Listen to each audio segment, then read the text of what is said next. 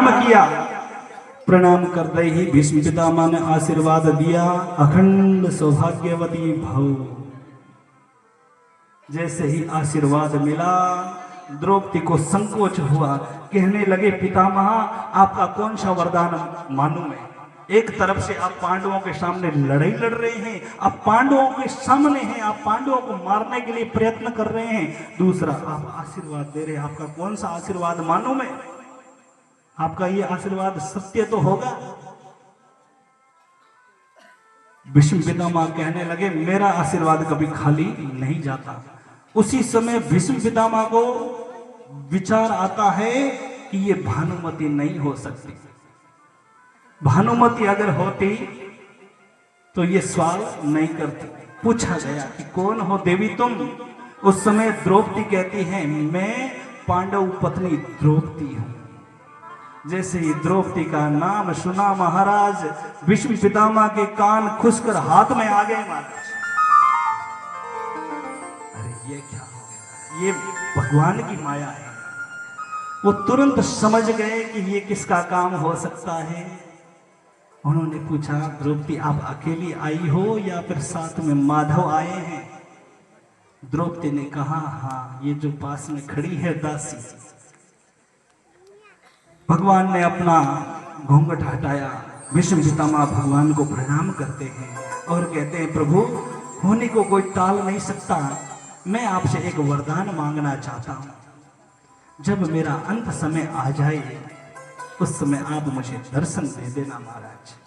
और भगवान आज वही कुंती और पांडवों को कह रहे हैं कि आज भीष्म पितामह को मैंने वो वरदान दिया इसलिए मुझे वापस रुकना पड़ा। मैं तुम्हारे लिए नहीं रुका। मैं संसार के रिश्ते नातों को नहीं मानता। मैं संसार में जो ऊंच नीच का जो भेद है वो मैं नहीं मानता। मैं तो केवल और केवल भक्तों के प्रेम के भाव को मानता हूं। सबसे ऊंची प्रेम सगाई। भगवान पांडवों को कहते हैं आप तैयार हो जाओ, भीष्म पितामह के पास में चलना है। भीष्म पितामह आज 56 दिन से बाणों की सैया पर सो रहे हैं। हजारों बाण लगे हैं। भीष्म पितामह कौन है महाराज, उनके बारे में हमें पता तो होना चाहिए ये कौन है और इन्होंने कौन सा कर्म किया जिससे इनको बाणों पर लेटना पड़ा। बाणों की वेदना 56 दिन से आज भोग रहे हैं। व्यास जी ने बड़ा सुंदर वर्णन किया है। ये भीष्म पितामह मां गंगा की पुत्र हैं। किसके? गंगा जी रा बेटा है भीष्म पितामह। यार आप हरिद्वार गंगा जी रा हिनान करने वास्ते जाओ कि नहीं जाओ? गंगा जी माते जावा हिनान करने वास्ते भाई पाप धुप जाइए अपारा। भागवत कहती है गंगा के पुत्र स्वयं भीष्म अपने पाप से नहीं बचे तो हम कैसे बच पाएंगे? बच पाएंगे? भीष्म पितामह गंगा जी रा बेटा पछई कोनी बचिया भी पाप हो। सोनक ऋषि सूत जी महाराज ने पूछे कि महाराज भीष्म पितामह एड़ो कियो पाप करियो जके आज आ स्थिति है भीष्म पितामह री। 1000 बाण लागेड़ा पूरे शरीर में। तो सूत जी महाराज बड़ी सुंदर वर्णन करियो है कि एक बार की बात है भीष्म पितामह का 7 जन्म पहले का पाप आज 8वें जन्म में मिल रहा है महाराज। कहना हाथा भोरी लागे। हमारी मारवाड़ी में कहावत है झूठी बोली। 7 जन्म पहले ये भीष्म पितामह एक राजा के पुत्र थे, राजकुमार, और ये रथ से सवार होकर रास्ते से निकल रहे थे और उसी रास्ते में एक घायल अवस्था में एक सर्प था 2 मुंह वाला, जके ना अपार मारवाड़ी में कहवे बोगी 2 मुंडारी। बोगी मारगर मायने पड़ी। भीष्म पितामह ने तो दया ही देखी थी कि ये बेचारा सर्प है, धूप में पड़ा है, घायल है, इसको छाव में अगर छोड़ दिया जाए तो शायद ये बच जाएगा। उन्होंने तो अच्छे भाव से छोड़ा। उन्होंने क्या किया कि रथ को रोका, नीचे उतरे, हाथ गांडीव में से धनुष निकाला तीर निकाला, उस तीर के नोक में से उस सर्प को उठाया, उठाकर छाव में ऐसे फेंका। सर्पों तो डर ही लागे महाराज, गोगो जी छिड़ जावे जान डर लागे भाई कटी खा जावे कर जावे तो समस्या हो जावे, झाड़ा झाड़ा देवदा गिरावता फिर न पड़े अपने भाई। मैं डरिया थोड़ा और झटके यूं फेंकियो भी बोगी ने झाड़ रे मायने फेंकियो महाराज। वो झाड़ कांटा रो और वो सर्प भी कांटा रे माथे पड़ियो और कांटा भी अरे चुप गया, भी सर्प रे कांटा चुप गया महाराज। उसी सर्प ने भीष्म पितामह को श्राप दे दिया कि जिस तरह से मेरी आज वेदना हुई है उसी तरह से तुम भी मरोगे। हाँ, भीष्म पितामह को इच्छा मृत्यु का वरदान था कि तब चाहोगे तब मर जाओगे, जब चाहोगे कि अब मुझे मरना है उसी समय मर पाओगे। अब बाणों की सैया पर है, भगवान पांडवों को तैयार करते हैं तो नाम लेकर फिर प्राण तन से निकले, गोविंद नाम लेकर फिर प्राण तन से निकले। इतना तो करना स्वामी जब प्राण तन से निकले, गोविंद नाम लेकर फिर प्राण तन से निकले। इतना तो करना स्वामी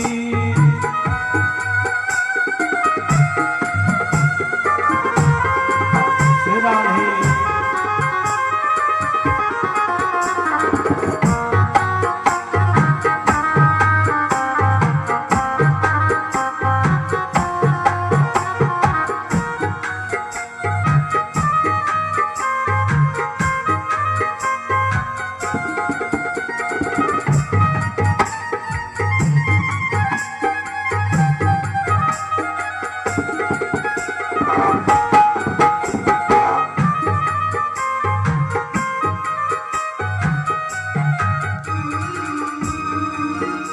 श्री गंगा जी का तट हो, यमुना का सिवट हो, मेरा सारा निकट हो, फिर प्राण तन से निकले।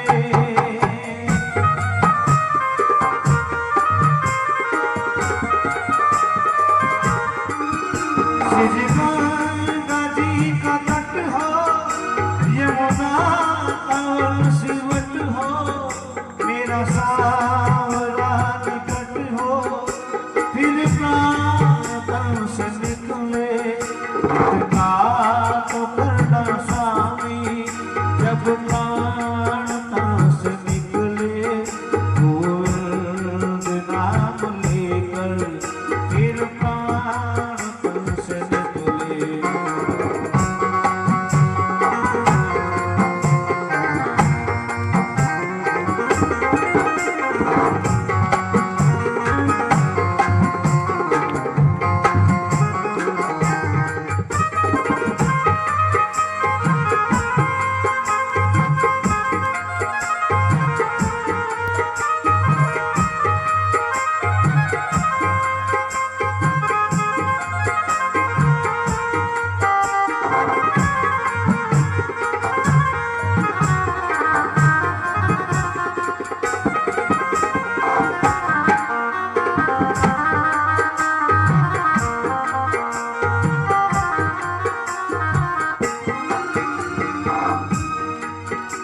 पीतांबरी कसी हो, छवि मन में ये बसी हो, होठों पे कुछ हंसी हो, फिर प्राण तन से निकले।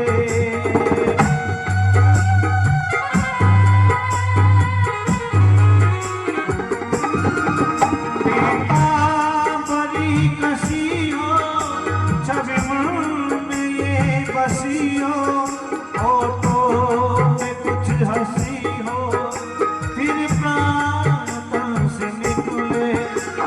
इतना तो करना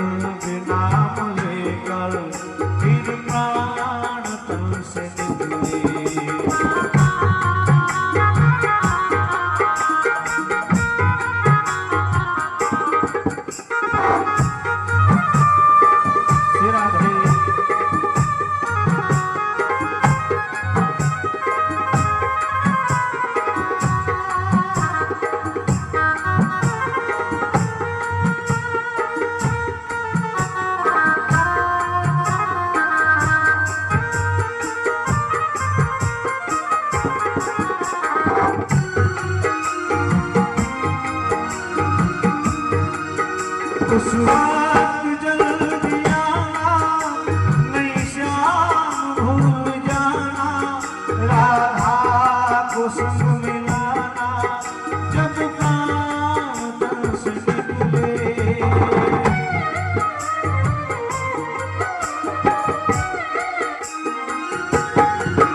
उस वक्त जल्दी आना, नहीं श्याम भूल जाना, राधा को संग मिलाना, जब प्राण तन से निकले।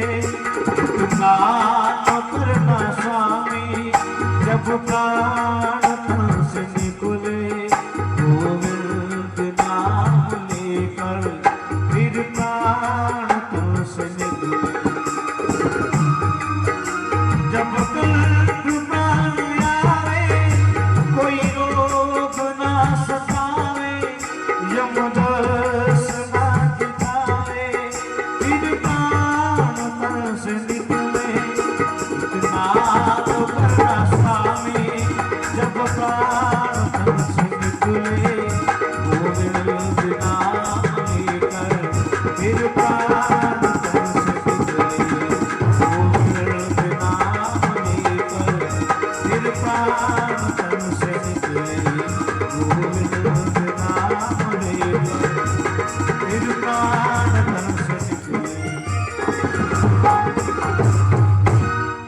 बोलिए भागवत महापुराण की जय हो। पितामह ने स्तुति की, प्रभु सामने आए और आते ही उनको किया प्रणाम। प्रणाम करते ही महाराज भीष्म पितामह कहने लगे, प्रभु बहुत दिनों से मैंने एक वस्तु संभाल कर रखी है, आज मैं वो वस्तु आपके चरणों में समर्पित करना चाहता हूं। गोविंद ने कहा, पितामह ऐसी कौन सी वस्तु है बताइए, क्योंकि भगवान भाव के भूखे हैं। भाव से अगर कोई भगवान को अर्पण करना चाहे तो भगवान भी उत्साहित होते हैं कि मेरा भक्त जल्दी से मुझे अर्पण करे, बताए क्या है। पितामह कहने लगे कि प्रभु मेरी पत्नी को मैं आपके चरणों में समर्पित करना चाहता हूं। गोविंद ने कहा, पितामह ये क्या कह रहे हो आप तो बाल्यकाल से ब्रह्मचारी हो, आपने तो विवाह ही नहीं किया, आपकी पत्नी कहाँ है, ये ऐसी बात आपने छुपाई मुझसे, और तुम्हारी पत्नी है कहाँ मुझे बताइए। तो यहां पर भागवत में पितामह ने पत्नी किसे कहा, ये हमारे मस्तिष्क में जो बुद्धि है, इस बुद्धि को ही पत्नी कहा, क्योंकि महाराज मिनक है जो लुगई रे कहने में घणो चाचा। उसी प्रकार ये मनुष्य अपनी बुद्धि के अनुसार चलता है। तो पत्नी हुई, पति परमेश्वर होता है, पति भगवान होता है। शास्त्रों में कहा गया है कि पति भगवान होता है और पत्नी कौन होती है। फिर पति भगवान होता है तो पत्नी कौन होती है बताइए। पत्नी भगवान की भक्त हुई, तभी तो कहते हैं भगत के वश में है भगवान। और ये पत्नी है, पत्नी बुद्धि है पत्नी। इस बुद्धि को मैं आपके चरणों में स्वीकार कीजिए। आप आपके चरणों में मैं आप भेंट चढ़ाना चाहता हूं। गोविंद बड़े प्रसन्न हो गए, वाह पितामह क्या आपके भाव है। ऐसे भक्त, ऐसे योगी, बड़े बड़े तपस्वी खूब तपस्या करते हैं। उन तपस्वी महात्माओं में से कुछ बिरला ही मुझ में मिल पाते हैं। भक्त बहुत होते हैं लेकिन कुछ विफल हो जाते हैं, कुछ भक्ति को बीच में छोड़ देते हैं, क्योंकि ये माया बड़ी विहीन है। इस माया में व्यक्ति मेले में जैसे खो जाता है, उसी प्रकार इस माया में ये जीव खोया हुआ है। ये मनुष्य रूपी मार्ग मिला है, लेकिन महाराज जब तक कोई सतगुरु ना मिले, मेरा तार प्रभु से जोड़े ऐसा कोई संत मिले, भगवान से जोड़ दे, वही तो संत, वही गुरु कहलाता है। जो भगवान से मिला दे वही गुरु है। नारद जी जिस जिसके गुरु बने, नारद जी जिस जिस व्यक्ति को मिले, देव से मिलो, मानव से मिलो, दानव से मिलो, भगवान से मिला देते। उसी प्रकार आज पितामह कहते हैं, प्रभु आपने मुझे अंत समय में दर्शन दिए हैं, मेरे प्राणों को आपके चरणों में समर्पित कर लीजिए। भीष्म पितामह ने अपने प्राण छोड़े, इच्छा मृत्यु का वरदान था और भगवान में वो ज्योति समा गई। बोले भीष्म पितामह की जय हो। ऐसे भक्त भी बड़े दुर्लभ होते हैं। उन कुछ संतों में से कुछ बिरला ही भगवान की ज्योति में मिल पाते हैं। ऐसे सौभाग्यशाली थे हमारे पितामह। आगे व्यास जी वर्णन कर गए हैं राजा परीक्षित का जन्म। परीक्षित का समय निकलता है, 9 मास पूर्ण होते हैं, उत्तरा के गर्भ से एक बालक का जन्म होता है। विधूय तद में आत्मा भगवान धर्म गुव विभू मिषतो 10 मासस्य तत्रैवान्तर्दधे हरि। परीक्षित का जन्म होता है 10वें मास में। उस समय महाराज बालक जब जन्म लेता है तब रोता है। ये परीक्षित जन्म लिया तब रोया नहीं, ये चारों दिशाओं में देखता है। जब जन्म होता है, नामकरण संस्कार होता है, तब रिश्तेदार आते हैं। बहुत सारे सब दूर दराज से रिश्तेदार आए। पांडव कुल में वंशज हुआ, राजघराने के व्यक्ति थे, उनमें कुल दीपक हुआ। तो ग्रामवासी भी आए, बड़े बड़े महात्मा भी आए, पंडित भी आए। परीक्षित रोए नहीं महाराज, चारों तरफ से प्रत्येक व्यक्ति को देख रहे हैं। व्यास जी वर्णन कर रहे हैं कि परीक्षित किसको देख रहा है। परीक्षित उसको देख रहा है कि जिस महापुरुष ने मुझे गर्भ में आकर दर्शन दिए, मेरे प्राणों की रक्षा की, वो व्यक्ति कहाँ है। सभी को परीक्षा कर रहा है वो, इसीलिए उसका नाम परीक्षित पड़ा। वो प्रत्येक व्यक्ति की परीक्षा करता है। भगवान भी आए वहां पर। पांडवों के पास, पांडवों के ऊपर विशेष कृपा थी भगवान की। भगवान भी आए। कुछ विशेष मेहमान आते हैं, बच्चों के लिए कपड़े आदि आदि, खिलौने विलौने कुछ लेकर आते हैं। उसी प्रकार भगवान भी परीक्षित के लिए कुछ लेकर आए और वहां पर आकर बैठे। परीक्षित सबको देख रहा है। उसी समय भगवान वहां पर आते हैं। भगवान परीक्षित को अपने गोद में लेते हैं। धन्य है वो परीक्षित। बोलिए परीक्षित महाराज की जय हो। जिन्होंने जन्म लेने से पहले प्रभु के दर्शन किए और जन्म लेते ही प्रभु के हाथ में आए, ऐसे महाराज परीक्षित को ये भागवत महापुराण सुलभ हुई। परीक्षित का नामकरण संस्कार हुआ। परीक्षित पहचान गए कि हाँ, यही महापुरुष है जिसने मेरे प्राणों की रक्षा की। उसे ही तो परीक्षित कहते हैं। हम हर व्यक्ति परीक्षित है। हमें अगर परीक्षा करनी आए कि महापुरुष कौन है, उसकी चरण शरण लेनी चाहिए ताकि भवसागर से पार हो जाए। परीक्षित का नामकरण संस्कार हुआ। ज्योतिषियों ने जन्म कुंडली देखी, कहा अच्छे ग्रह गोचर है, बड़ा भाग्यशाली होगा। लेकिन इस परीक्षित को ऋषियों के श्राप से इसकी मृत्यु होगी। जैसे ऋषियों के श्राप की भविष्यवाणी सुनी, पांडव चिंतित होने लगे। अरे क्या ऋषियों के श्राप से मरेगा मेरा पोता। उसी समय ज्योतिषी ने कहा कि चिंता मत करो, सुखदेव मुनि आएंगे और श्रीमद् भागवत महापुराण का रसपान इसको कराएंगे। गुरुदेव सुखदेव मिल जाएंगे, तब इसकी 7 दिन में मुक्ति हो जाएगी, इसका कल्याण हो जाएगा, क्योंकि इसके ग्रह गोचर अच्छे हैं। ऐसी महिमा बताइए।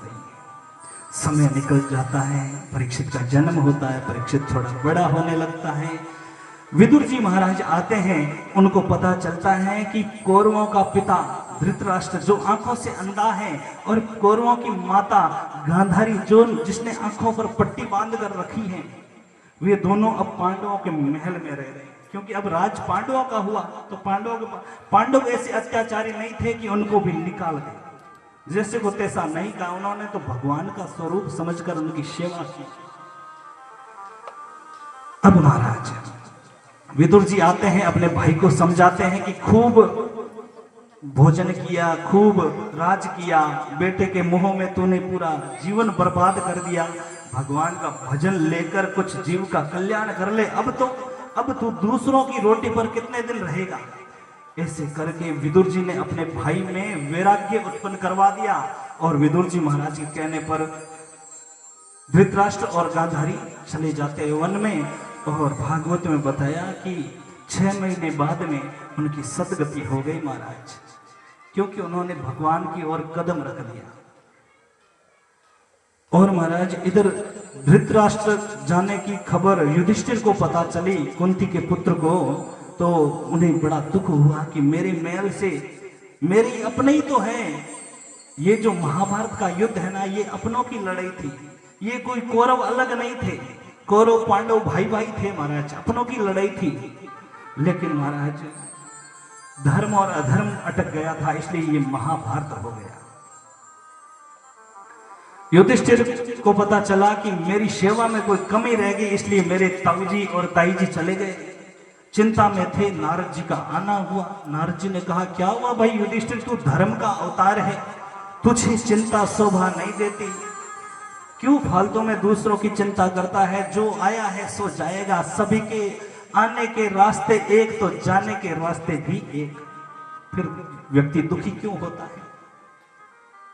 व्यक्ति दुखी इसलिए होता है क्योंकि जीने के रास्ते दो हैं, कुछ लोग गुनगुनाते हुए जीते हैं तो कुछ लोग गुनगुनाते हुए जीते हैं। जिनको गुनगुनाना आ गया, जिनको भजन करना आ गया, वो तो भगवान में मिल जाते हैं, लेकिन जो इस संसार की बातों में भुनभुनाते हैं महाराज, वो फंस जाते हैं। ये संसार भवसागर है, इसमें डूबे हुए हैं हम, कीचड़ में फंसे हुए, माया रूपी कीचड़ है, इसमें फंस गए हैं। इसको निकालने के लिए सदगुरु